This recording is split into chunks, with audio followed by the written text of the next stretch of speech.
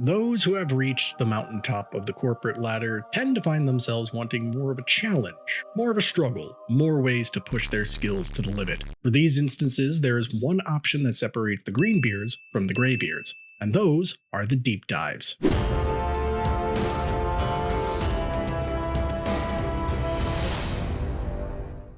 What is up guys, Jay here and welcome back to the channel. I hope you all had a blessed and happy New Year's, because today we are diving deep, literally, into the world of Deep Rock Galactic with a beginner's guide to deep dives. Now, deep dives are considered to be the pinnacle of high difficulty content in Deep Rock Galactic, and there are many different aspects and things to know about them, from how to access them to effective ways to go through them and everything in between. So without further ado, let's talk about deep dives and everything you need to know about them in Deep Rock Galactic. By the way, be sure to like and subscribe so you never miss an upload and stay up to date on the latest channel content. Mission selected and locked in. Time to board the drop pod. Before we jump into the nitty gritty, let's talk about what deep dives are exactly, and more specifically, how to access them. Deep dives are an endgame mode that give more experienced players a much harder challenge than the normal missions. Now, in terms of what deep dives are at a base level, essentially they are a stretch of 3 missions that you will do back to back to back with no break in between, meaning you will go from one mission directly to the next one and so on.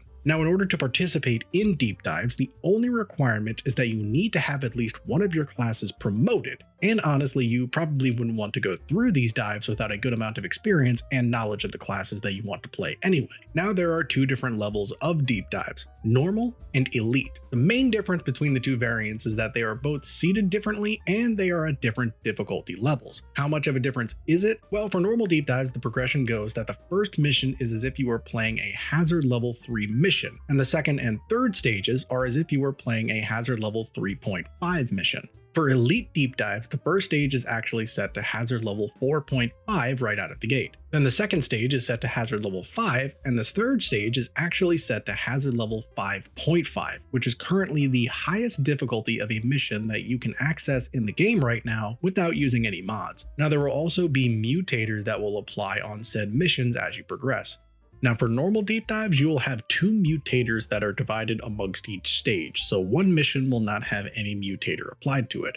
Whereas in elite deep dives, you will have 3 mutators that are applied, so you will have 1 for each stage. Now, these can be either anomalies or hazards, so it could be good or bad. One thing to keep in mind is that the lithophage outbreak warning cannot appear in deep dives, so you don't have to worry about randomly having to do 3 objectives in order to get out, which I'm sure nobody is going to complain about. One last thing to note is that to be able to do an elite deep dive, you need to complete a normal deep dive first. The mission is ready, the pod is prepped, get on board the drop pod. Now that we know the basic structure of deep dives, when actually going through them, each variant of deep dives consists of 3 missions with 2 objectives each. Now, unlike in normal missions, the secondary objective, which is normally something that you do not need to complete and just gives you extra rewards, is replaced with another primary objective, and both objectives need to be completed before advancing to the next stage. So for example, you may need to collect Morkite as well as eliminate a dreadnought, or complete a salvage mission while also gathering eggs.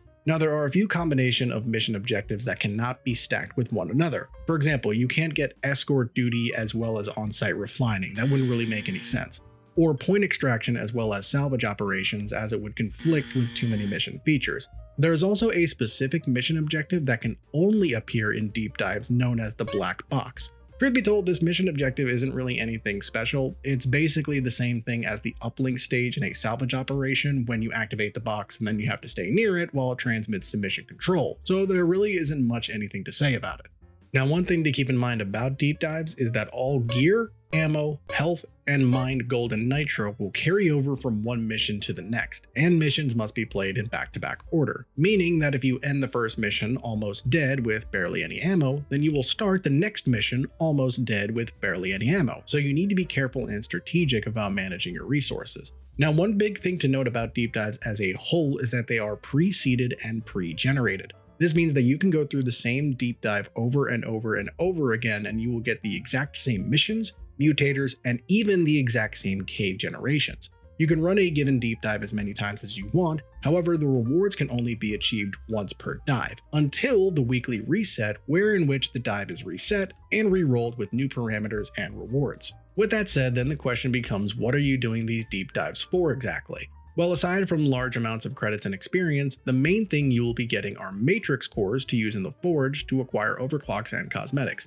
Completing stage 1 will reward you with a blank core to be used in machine events. Now, I've made a whole video covering those, so be sure to check them out after this one to understand the whole process. Completing stage 2 will give you a weapon overclock core, and stage 3 will net you a cosmetic core. This means that each week you can acquire 6 matrix cores total by doing both the normal and elite deep dives. A couple quick smaller notes about deep dives. First, you will not see any crafting materials spawn in the biomes during deep dives. Honestly, I actually like this because it means less time fumbling around making sure you get all the materials, and it lets you focus more on the actual objectives. Also, any beer from the Abyss Bar that you drink before going in will apply to the entire dive. So if you get pots of gold, you will make a huge paycheck by the end of it. Also, any active perks that have charges, such as Iron Will or Heightened Senses, will have their charges refreshed at the beginning of each stage, so you don't have to worry about holding on to them so much. The same also applies to Bosco's revive charges if you are going through solo, which can actually make matters much more manageable. However, if you are brave enough to do a solo elite deep dive, then you are a better man than me.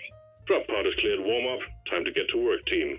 Well, that was a metric truck ton of information I just hit you with, but hopefully now you understand the setup and premise of deep dives a little bit better. Now let's discuss how to prepare for deep dives. While they can be intimidating at first, once you get the hang of them, they can actually be really fun and exciting to go through. First, let's talk about class composition. Now, of course, having a diverse team will help in any normal mission. In deep dives, it's even more important. You really want to make sure you have each class in your team set up because you want all of your bases covered when dealing with missions like this. Remember that only promoted classes can participate in deep dives, so you should really be going through with a class that you are comfortable with anyway. Next, don't forget about your gear and equipment choices. When setting up your loadout, remember that whatever you set up, you are going to have to use for the entirety of the run. You can't change loadouts in between missions, so what you go in with is what you have to work with. So make sure to use weapons and equipment that you both like and are comfortable using, as well as loadouts that are relatively flexible and able to handle many different situation types. Remember at all times, but especially in deep dives, that communication is key.